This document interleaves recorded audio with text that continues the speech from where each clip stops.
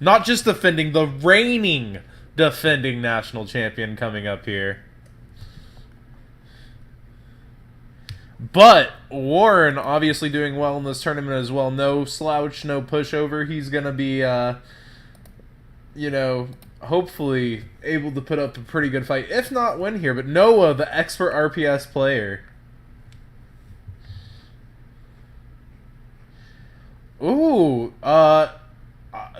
we've got a DN grinder here in Warren. He has 1,400 rating. And 25,2507, 2,507 duels or duel points. But actually, Noah has more there at 2,644. But both those are really high, so they're both real DN grinders.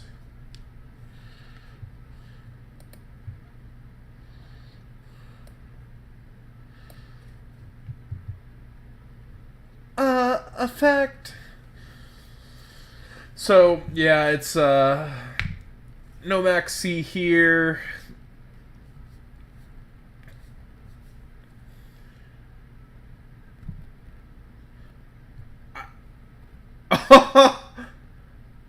That's actually very surprising. That's insanely surprising. Oh, well, we've got a wind, a water, and a fire here. There may be some really special goo.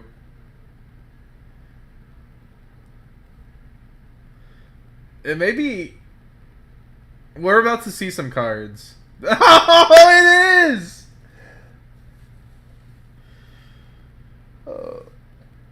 And here's Return of the Monarchs. Dante, okay, just the one tribute.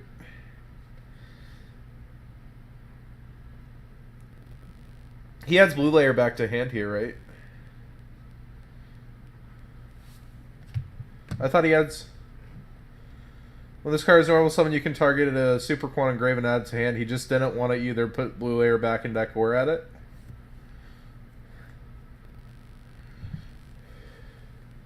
Yeah. Yeah, it looks... Well, he has other targets. It's just... Oh, man, I think we got Klee. Well, no, we saw Sky Iris. Never mind. What?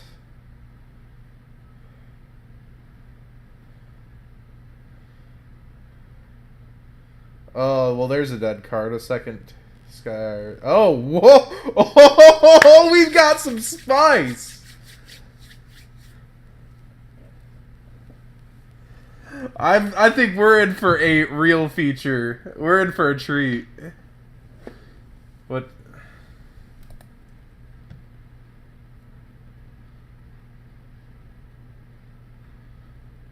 Oh, he said it's better to keep engraved because when you tribute summon your red layer, you summon it back out. That makes perfect sense.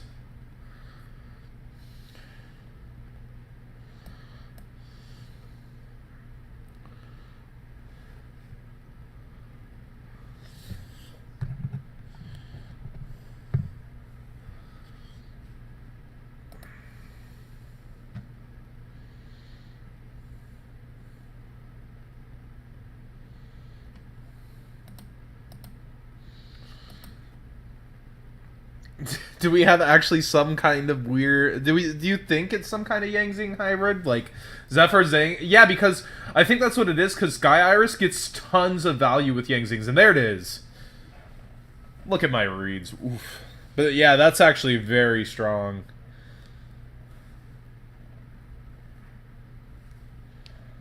I can't imagine with all this tech that, like, Noah's playing Valor. Oh... That is too good.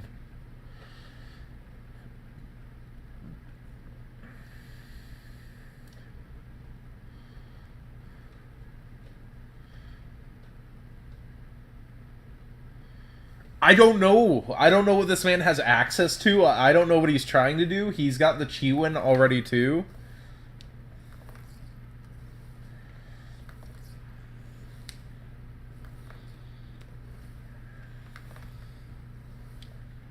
Nice.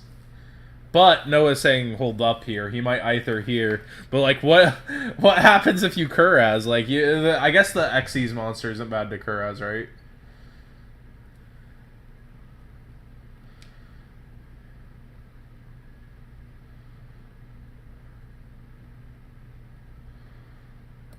Well, yeah, it only does it when Pendulum Summon, though. Oh, or destroy. Okay, yeah, my bad. Out of Yang Zing.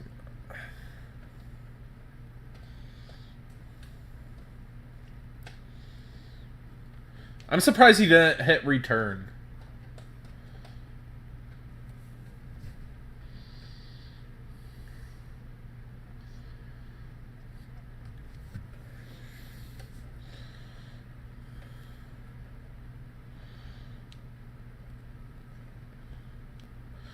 Dude, Zephyr Zings, I've actually been thinking a lot about them because of Sky Iris. Like, the advantage is so free to play a Sky Iris, pop your guys, and go off. And I'm guessing, well, it doesn't make sense that he would play Card of Demise with the Yang Zings. So, like, this Into the Void must just help consistency and turbo. So, no red layer here, actually. Okay.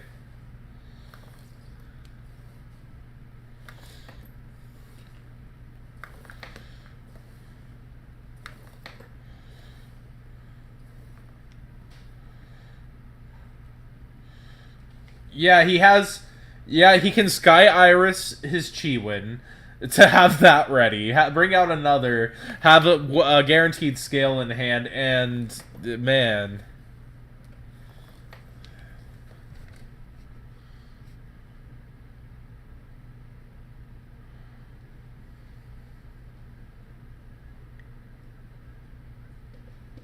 Ooh, you can't special that. Yeah. No, get out of here.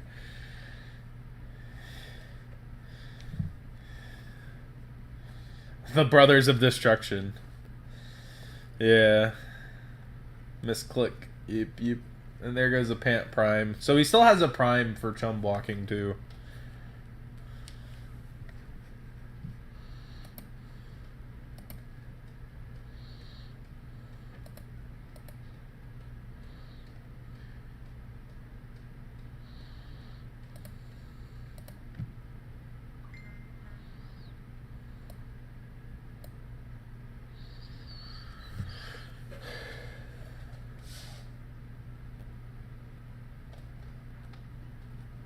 What did he search off the return?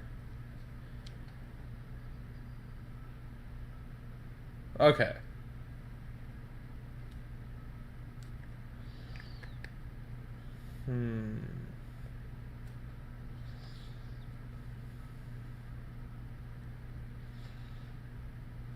Yeah.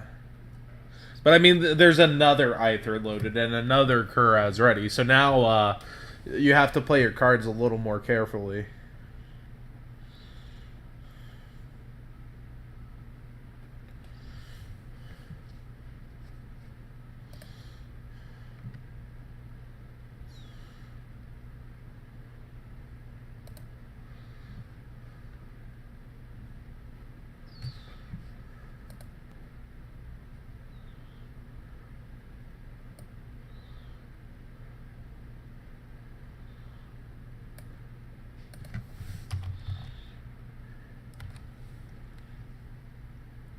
Yeah, you can only use. Noah's saying he realized he messed up because Jiaotu's effects. You can only use one of either of his effects once per turn.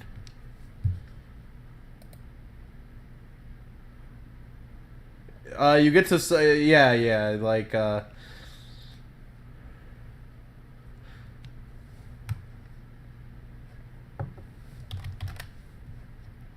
And here comes the Oracle.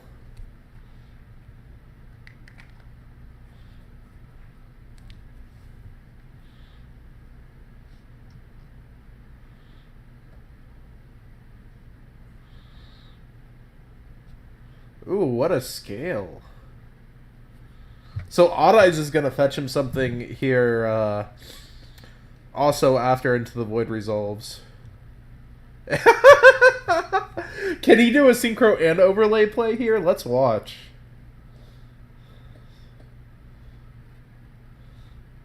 Isn't Photon Bouncer stops Aether, right? Yeah, but I mean, like, it makes it so that it couldn't make any, like, bring out anything or, like, use its effect. Yeah. Oh, wow, he lets this resolve. But, I mean, Nothing's really threatening through the prime yet. I'm pretty good, Line Star. If you tuned in earlier, we had the best in the world go at it in a best-of-5 match that went to Game 5. And that is uploading on YouTube right now. Waiting for... Oh, it's in HD. It's going up now.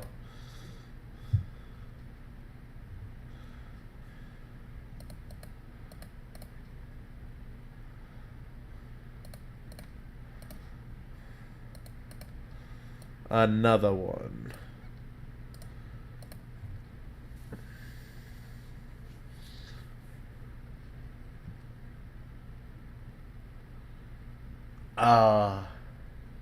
It may be. But he's going to use this Odd Eyes probably in the end phase. Unless he wants to keep scale.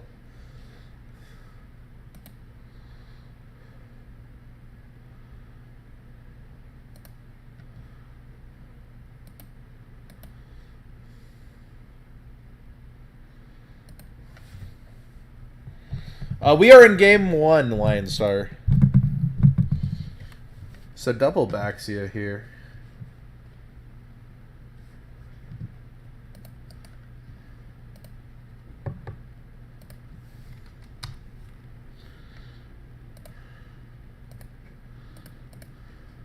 I'm surprised he didn't, like, kind of try to poke and, like, bait Noah and...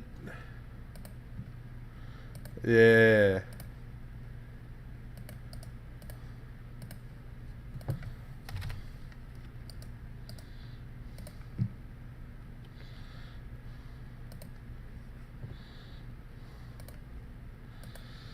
But I mean, 2,300 damage isn't that threatening either. So, like, he would probably would have just taken it.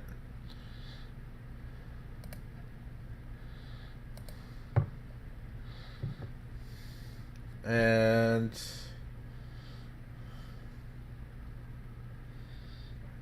does he have some triple rank 8 overlay? Crazy. Oh, there it is.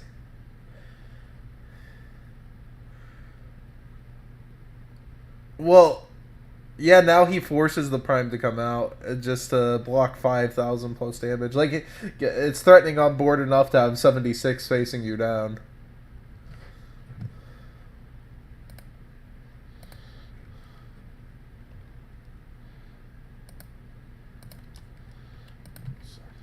Oh, is that what he searched? Oh, man. And he's gonna just block the 3,000. Oh, because... He can just negate this, though, right? Okay.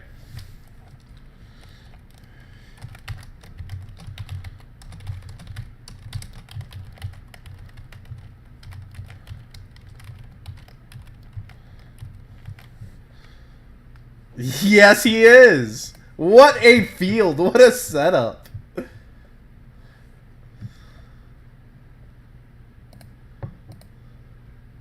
And there's the scoop. Wow, Zing's taking down the reigning national champion for game 1. How do you adjust for this? Oh man, they can only hear me. That's unfortunate. 1 minute, playback. So it sounds like I've been talking to myself. Great. And my volume mixer's not coming up. Give me a second. Close program. Yeah, they can't. Okay, now they can hear you. My bad. Wait, they couldn't hear me the whole time? Yeah, my bad. Oh, that's awkward. Usually they fix. They tell me that I sound like I'm talking to myself before that, but now your insightful commentary will be added to game 2 and 3. Oh man. Oh jeez. I apologize. No, it's fine. It's fine. That's just really funny. It's gonna be very interesting when everyone watches it on YouTube. Why is he talking to himself?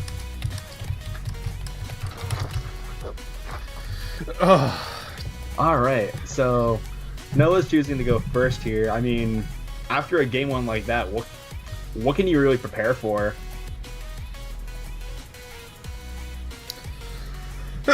You definitely want to try to set up Stormforth Aether no matter what. Like, you want to disrupt. So we might. Oh, that hurts. Max C putting some pressure on. I think this is just a case of getting wrecked by the anti-meta. Thousand Eyes. Oh, he's just gonna tribute. Okay, that makes sense. So, like, he probably had planned for some kind of rank up play, but, like, now he's using the one he considered the most useless for later plays with instant fusion. Right. I mean, this is cool, too, because JRBJobber makes it so the Maxi is pretty much irrelevant. I mean, he can't prime this turn, but he's managing the Maxi really well. The Maxi becomes just a 1-for-1, and it's gonna be taken, like, Erebus is gonna get his effect off, too. Yeah. Pretty strong play by Noah.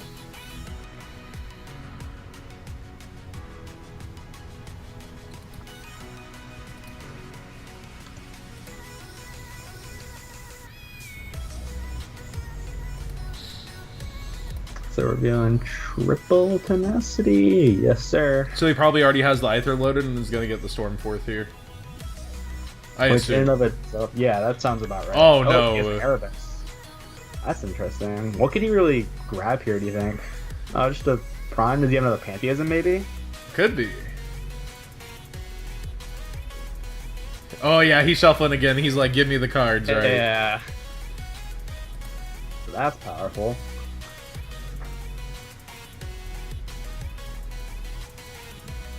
So, no Stormforth, but he might have the Aether ready to go. And plus he's got Prime and Pantheism loaded up for next turn, so I'd say he's in a pretty cozy position. There's young Zhao too. I've always said that Jiaotu is without a doubt one of the most powerful cards in this deck, but it just sucks getting it Veilered. Or even Strike now. Yeah, Strike definitely hurts it way bad. Yeah, because you don't even get the float after that. You just lose out on 3 cards. And But we see Baxia touching down and getting rid of the Monarch. yeah, this is pretty big. And now he's allowed to go. Yeah, because now we can just start blowing up the stuff to make it even more synchros. Yeah, now he's got the Chiwin loaded too. Oh my. I mean, I'm gonna be honest, it's really entertaining to see Yang Zings of all things, round 4 in the Zodiac tournament, undefeated. Yeah, but how it's doing it too. How he's doing this is pretty crazy. And here's a pot of greed. Well, really avarice. Avarice, greed. But in any case, he's drawing 2 cards. That's pretty good, I'd say.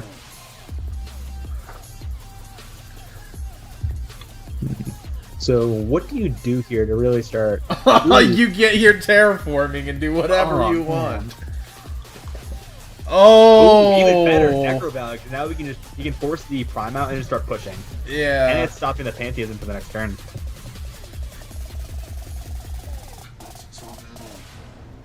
So he's got a prime here. No? You don't I want feel like if you don't Prime here, you're like Toasty. possibly dying. Yeah, and here it comes.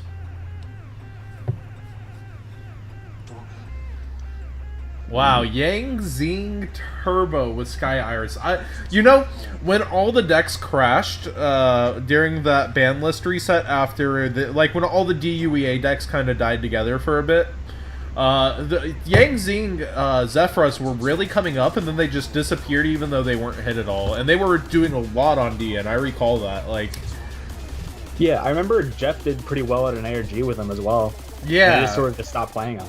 yeah, they just disappeared. Like, and the deck was really taking off, and like everything else got hurt. So like, it was Yeah, just they didn't lose anything either. I mean, I feel like Dark Destroyer might be a problem for this deck, but yeah, definitely. even then, this is still a really solid matchup, and that's only one deck. I imagine this Necro Valley helps hurt like Dark Destroyer, and I'm sure they play outs. Yeah. But yeah, the Ogre. What's Ogre's attack? Is it over 3 or is it 3? It's 3,000. Ugh. So he's swinging in for 46 here, which is pretty good, pretty demanding.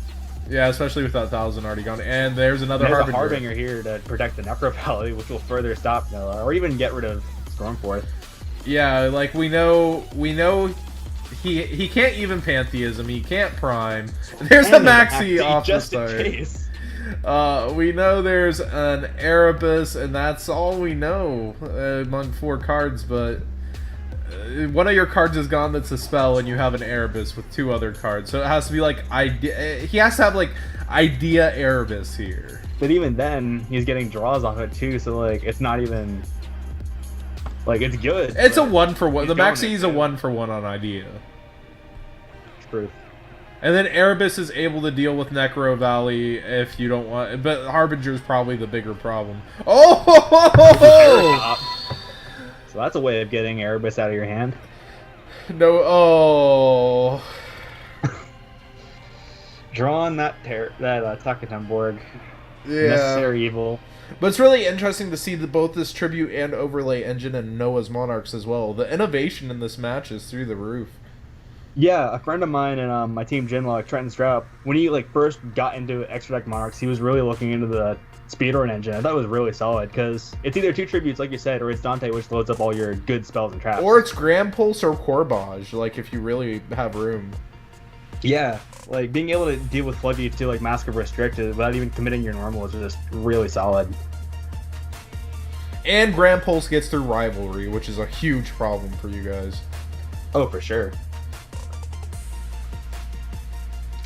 So, a cool thing Noah can do here, he can make Grand Pulse, get rid of the Necro Valley, resolve Pantheism, and get like a domain, and then stack for Erebus. But he's just gonna Grand Pulse. I think he has to kill him this turn somehow.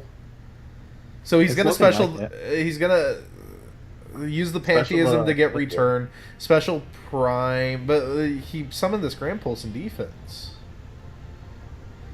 And there's this token. What is? Well, we're just seeing the Maxi challenge get played through.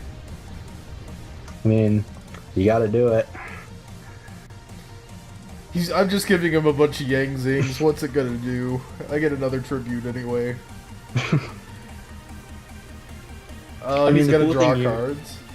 Yeah, I mean, the cool thing here is that there's only 2 cards there. Yeah. This works out because even though it doesn't get the other Monarch, he's ensuring that return goes up. Because the problem is, there's only 2 cards in hand. It's not like there could be a Storm Force, so you can just negate the return with Harbinger and get the value out of it while it's there. Oh, I see what he can do. He can discard the return to get the Erebus engraved and then tribute again. Yes. That's really powerful. Even under Max C, like, with all the advantage, Erebus is just pushing it in.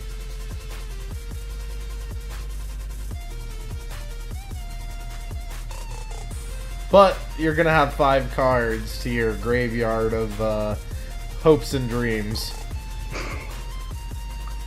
No! Guess not. He doesn't do the... I think that was the correct play. I think you're dying. Yeah, it looks... We see further what this deck has in store. Oh, a free scale. This really is the gift that keeps on giving. This is great. I think you had to try to Erebus rip and load your graveyard even further. I agree. Because now Yang Zing's just going to come out of nowhere and just shuffle away that Erebus. Oh, he's saying there's no Erebus in his graveyard. Isn't there? Wait, didn't it, I could have sworn there was an Erebus in there.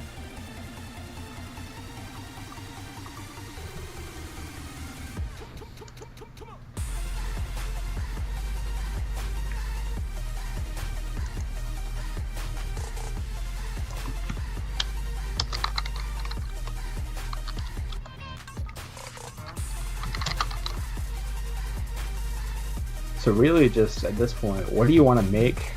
Whatever it is, it got Baxied. It got shuffled back. Yeah, so at this point, you can just drop another Baxied and punch in. I mean, it seems pretty given to you at this point. Question is what you make, but regardless, it's going to get you where you need to go.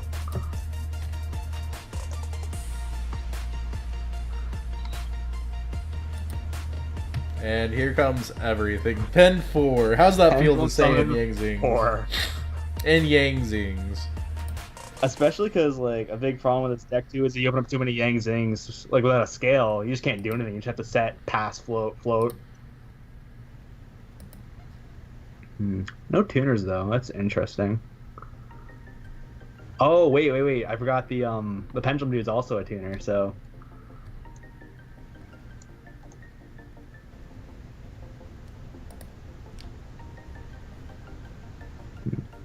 And that counter trap. Oh, man. Free Infernity Barrier, just in case it's not. But I think he's Dougieing at this point. I think it's game. And with a Trishula, the strike to the heart. But Noah's still in the tournament. But Yang Zing Zephyr is moving on to 4-0. Zodiac never failing to surprise. Any final notes? Really, that was a show, and I'm looking forward to seeing hopefully more savage Yang Zings hit the board in the future. All right.